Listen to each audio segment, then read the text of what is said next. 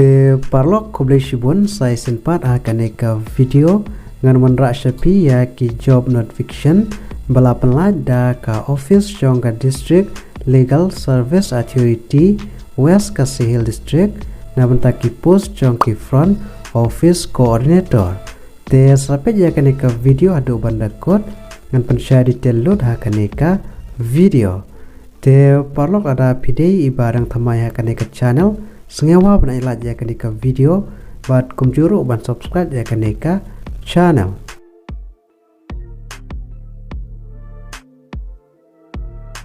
Ka office jong ka district legal service authority west ka Sahel district Nongston ka court application yepi ban attend direct ha ka walk in interview namta kini ki post jong ki front office coordinator. But katarik long interview kadai ha ka arpo trek udi sembar arjar arpo lai. Te sawawan pe jaga ka video haduh banda god. Te ha kini ki post jong ki front office coordinator ki nompak ki post ki belaj ka don tangkawai. But ha ka jinsiu ka ba arpun riwajar sanspa ha ka shibnai. But ha karta ka pila amna apply kadai kat kum ka government jong ka Meghalaya norms.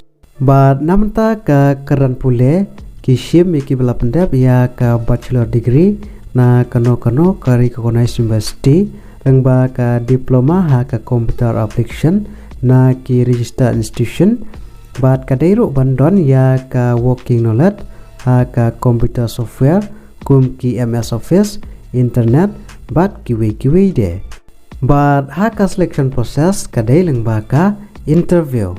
But namanta ka application fees nil omdon. Te komno filam na apply namanta kini ki post bala pynlait da ka office jong ka district legal service authority west ka Sahel district Nongston. Te Paralok ada pikwa na apply piha ban attend direct ha ka walk in interview ha ka arpo trek udi sembar arjar arpo lai. But ka jaka kadai ha ka office but session jot west ka Sahel district Nongston ha ka porspo JM Shanang. But kumjuru piha ban apply ha ka standard application form but lengba ki sell attested document but arteli kidur passport size but ki sell attested envelope lengba custom ka ba sanangka but sa mention ro ya on number phone baru email ID ujung pi namanta ka communication purpose. But pihak banwan raklang but ki original document. Te Paralok akan ka video tang kini jiben tiap but lada pidon kanu ka pat ka bapim percaya ba sengawa ban komen akan ka video. Khublei shibun.